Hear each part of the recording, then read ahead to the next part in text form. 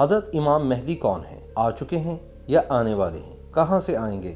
کب آئیں گے؟ اور ان کا کردار کیا ہوگا؟ یہ وہ سوالات ہیں جن کے جوابات ہر شخص جاننے کا خواہش مند ہے۔ حضرت امام مہدی کا تصور اسلام سے بھی پہلے کی قدیم کتابوں میں ملتا ہے، جن میں ان کے بارے میں لکھا گیا ہے کہ ان کا ظہور قرب قیامت کے موقع پر دنیا کے نجات دہندہ کے طور پر ہوگا اور وہ دنیا میں انصاف پر مبنی حکومت قائم کریں گے۔ مسلمان انہیں امت مسلمہ اور تمام دنیا کے نجات دہندہ کی حیثیت دیتے ہیں۔ ان کے آخرت یا قرب قیامت کے نزدیک ظاہر ہونے کے بارے میں متعدد روایات ملتی ہیں اور ان کے قیامت کے قریب ظہور ہونے کے بارے میں تمام مسالک کے مسلمان متفق ہیں۔ احادیث اور متعدد روایات کے مطابق حضرت امام مہدی کا نام محمد یا احمد اور والد کا نام عبداللہ ہوگا۔ ان کا لقب مہدی اور کنیت ابو القاسم ہوگی۔ حضرت امام مہدی اس وقت پردہ غیب میں ہیں، تاہم ان کا ظہور ایسے وقت میں ہوگا جب امت کو شدید مشکلات درپیش ہوں گی۔ ہر طرف مسلمانوں پر عرصہ حیات تنگ کیا جا چکا ہوگا۔ اہل مغرب کی طرف سے عراق و شام سمیت عربوں کی اقتصادی اور بحری ناکہ بندی ہو چکی ہوگی۔ سمندری راستے سے آمد و رفت رک چکی ہوگی۔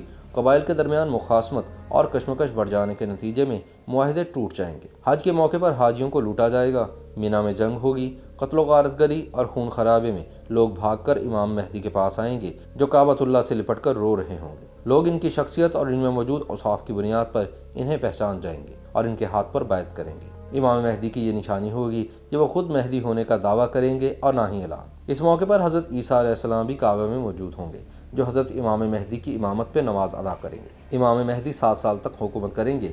اس دوران دنیا سے ظلم و جبر کا خاتمہ ہوگا، دجال قتل کر دیا جائے گا، بیت المقدس فتح ہوگا اور اسلام پوری دنیا پر غالب آ جائے گا۔